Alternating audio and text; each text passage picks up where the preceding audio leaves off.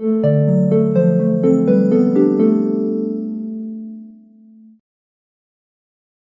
And welcome to the worldwide post. दोस्तों, पाकिस्तान के Gwadar port से रिलेटेड बहुत बड़ी खबर निकल कर आ रही है। पाकिस्तान का ग्वादर पोर्ट जो कहने को तो पाकिस्तान का है, लेकिन यहाँ पर ना आपको चाइनीज इन्वेस्टमेंट, चाइनीज इन्फ्लुएंस देखने को मिलेगा। हुआ क्या है यहाँ पर कि BLA बलोचिस्तान लिबरेशन आर्मी से जुड़े जो मिलिटेंट्स है वो ग्वादर पोर्ट पर आते हैं। आकर यहाँ पर फायरिंग अटैक कर कुछ चले जाते हैं तो कुछ मारे जाते हैं।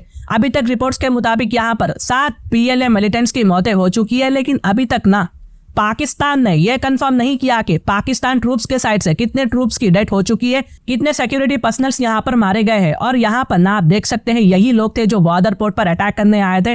पहले यहाँ पर बंदूकों से गोलियां चलाई गई थी, फिर बम ब्लास्ट हुआ। आई थिंक सिक्योरिटी ट्रूप्स भी बहुत ही ज्यादा शॉक में थे कि अचानक से क्या हो रहा है यहाँ पर, और ये अटैक क्यों किया गया है। तो देखिए, हमेशा की तरह ना इसका रीजन सिंपल है। यहाँ पर बलोचिस्तान लिबरेशन आर्मी पाकिस्तान से अलग होकर एक अलग सेपरेट कंट्री बनाना चाहती है, लेकिन इस बार ना ये अटैक कोई आम अटैक बिल्कुल भी नहीं था, क्योंकि यहाँ पर चाइना का ह्यूज इन्वेस्टमेंट का मामला आता है। बिलियंस ऑफ डॉलर्स में चाइना पाकिस्तान के इस ग्वादर पोर्ट पर इन्वेस्टमेंट कर चुका है। और मैं इसका जियोपॉलिटिकल एंगल से बोलता हूँ गाइस, बहुत ही ज्यादा इंटरेस्टिंग है, आपको बहुत ही ज्यादा मजा आएगा सुनने में।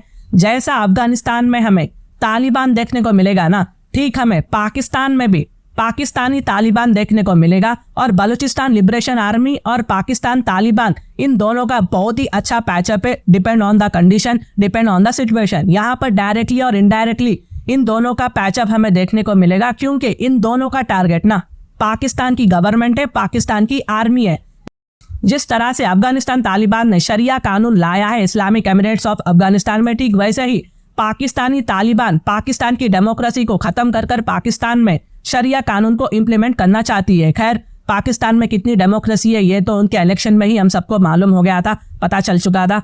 अब आप यहाँ पर ना समझो कैसा पूरा का पूरा पाकिस्तान एक डेंजर जोन से घेरा हुआ है। पाकिस्तान के ऊपर वाले साइड में पाकिस्तानी तालिबान हमला करती है और कर सीधा सीधा अफगानिस्तान में भाग जाती है, जिसके चलते जब पाकिस्तान रिटेलिएट जवाब देने अफगानिस्तान पर एयर स्ट्राइक करता है या फिर ऑपरेशन करता है, तो फिर अफगानिस्तान पाकिस्तान के जवाब में रिटेलिएट करता है कि आपने हमारे बॉर्डर्स को क्रॉस कर अफगानिस्तान की टेरिटरी पर हमला किया है।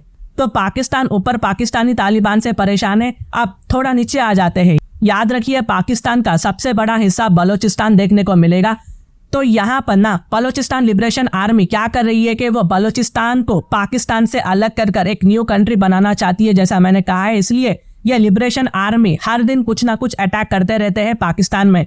और ये बलोचिस्तान लिबरेशन आर्मी ने स्पेशली चाइनीज इन्वेस्टमेंट और चाइनीज सिटीजन को अपना निशाना बनाकर रखा हुआ है, क्योंकि ये बलोचिस्तान आर्मी को अच्छे से पता है कि चाइना इन्वेस्टमेंट के नाम पर यहाँ बलोचिस्तान के नेचुरल रिसोर्सेस को एक्सप्लॉइटेशन करने की कोशिश कर रहा है। ये बात बलोचिस्तान की आर्मी के साथ वहां रहने वाले बलोच लोगों को भी अच्छी तरह से पता है। और ये बात पाकिस्तान की गवर्नमेंट को समझ नहीं आती कि चाइना कैसे पूरे पाकिस्तान को धीरे धीरे कर एक जहर की तरह खज में डाल रहा है, क्योंकि पाकिस्तान की गवर्नमेंट IMF से, रूट स्टाइल से, सऊदी अरबिया से, UAE से लोन उठाओ। और पाकिस्तान का बस एक ही मोटो बन चुका है कि जहां जहां लोन्स मिल रहे हैं वहां लोन्स उठाओ, भले ही उसका इंटरेस्ट कितना भी हो, टर्म्स एंड कंडीशंस जैसे भी हो, बस उन्हें लोन चाहिए।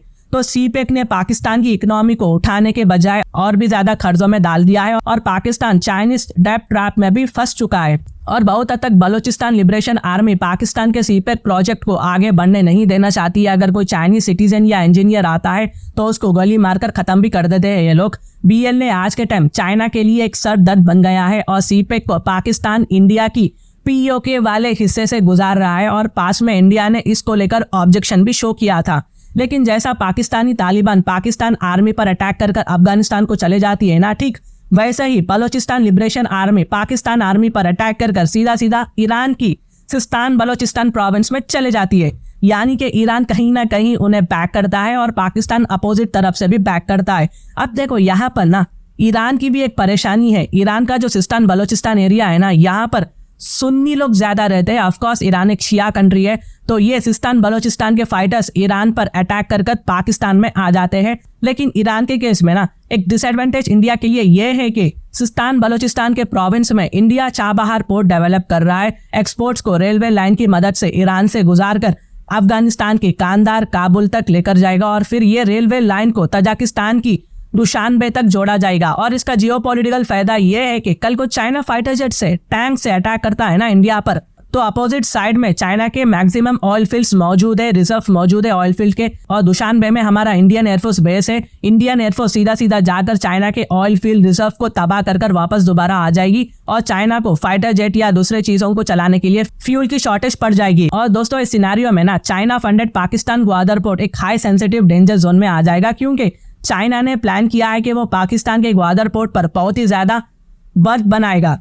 और बर्थ का मतलब जैसे कि मान लो कि एक शिप को यहाँ पर ग्वादर पोर्ट पर चैन के साथ वर्टिकली डॉक किया जाता है और ये बर्थ एक जगह होती है जहाँ डॉक कर कंटेनर को लोड और अनलोड किया जाता है। तो बर्थ यहाँ पर शिप्स के लिए, कंटेनर के लिए लोड अनलोड करने की जगह देती है। तो यहाँ पर ना आप देख सकते हैं कि ये एक बर्थ है, यहाँ पर एक बर्थ है, बर्थ 1, बर्थ 2, बर्थ 3। अभी के लिए ग्वादर पोर्ट में 3 से 4 बर्थ मौजूद है और चाइना चाहता है कि यहाँ पर बर्थ को और भी ज्यादा बढ़ाया जाए। टोटल इसके लिए चाइना और पाकिस्तान ने 3 फेज रखे हैं, जिसके चलते फर्स्ट फेज में चाइना यहाँ पर 2030 तक 50 बर्थ बनाएगा। सेकेंड फेज में चाइना यहाँ पर 2037 तक 100 बर्थ बनाएगा। थर्ड फेज में चाइना यहाँ पर 2045 तक 150 बर्थ बनाएगा। और चाइना इसलिए भी ये कर रहा है क्योंकि सीपेक के थ्रू चाइना अपने क्रूड ऑयल सप्लाई के लिए ना एक नया रास्ता बना रहा है, क्योंकि चाइना का 62% of crude oil Indian ocean से गुजरता है। तो चाइना को कहीं ना कहीं इंडिया से बहुत बड़ा डर है। यहाँ पर चाइना का क्रूड ऑयल इंडियन ओशन से स्ट्रेट ऑफ मलक्का से चाइना को जाता है। तो अब आपको आइडिया मिल गया होगा कि सारा रीजनल गेम क्या है। यहाँ पर आपके व्यूज मुझे कमेंट करें, मैं उसको हार्ट दे दूंगा। और अगर मेरी वीडियो इन्फॉर्मेटिव दिखे तो इंटरनेशनल अफेयर्स के लिए आप मेरे चैनल को सब्सक्राइब कर सकते हैं। Thank you for watching. Thank you for hearing. And I always say, God bless you all.